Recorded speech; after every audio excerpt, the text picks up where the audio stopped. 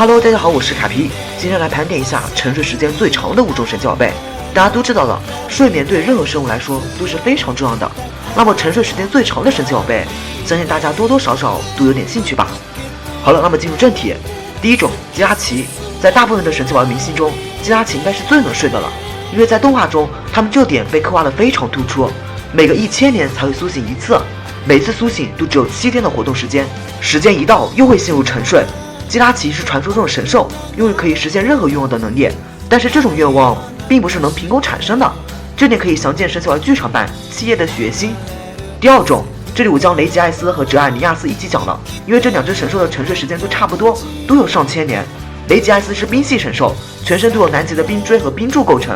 曾在冰川中沉睡了数千年，拥有极强的抗热能力，在岩浆中也不会融化。而哲尔尼亚斯大家都知道的，被人称为 X 神，他以树木的样子沉睡1000年后才复活，拥有给予别人生命的能力。在剧场版里面，要不是哲尔尼亚斯的相救，皮神早就变成石头了。还有我个人觉得，哲尔尼亚斯感觉就像是一头鹿啊。第三种青铜钟，青铜钟是刚系和超能力系神奇宝贝，它们没有性别之分。在神奇宝贝第4世代钻石里面，图鉴上是这么说的：从工地现场挖掘出了沉睡2000年以上的青铜钟，成为了大新闻，所以它们可以沉睡至少2000年。另外，在过去，因为它们的外形很像神，所以常受到人们的祭拜。那个时候，它们待遇肯定非常的好。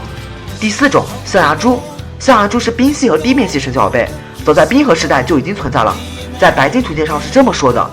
在1万年前领土中发现了冰冻的象牙珠突然清醒了过来，引发了不小的骚动，这就说明了象牙珠至少可以沉睡1万年。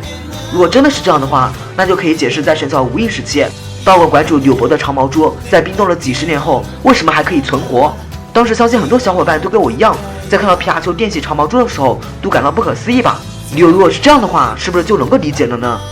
对了，长毛猪进化后就是象牙猪，所以理论上来说是一样的。第5种小碎钻，小碎钻是妖精系和岩石系神奇宝贝。别看这种神奇宝贝不起眼，它们沉睡的时间却是最长的，1亿年啊，一直沉睡在地底。估计地球诞生的时候，怕它们就已经存在了吧。不过这种神奇宝贝的性格就比较胆小了，平时一直是待在7夜的洞窟中，很少会被人发现。好了，以上就是根据神奇宝贝官方资料盘点出来的沉睡时间最长的5种神奇宝贝。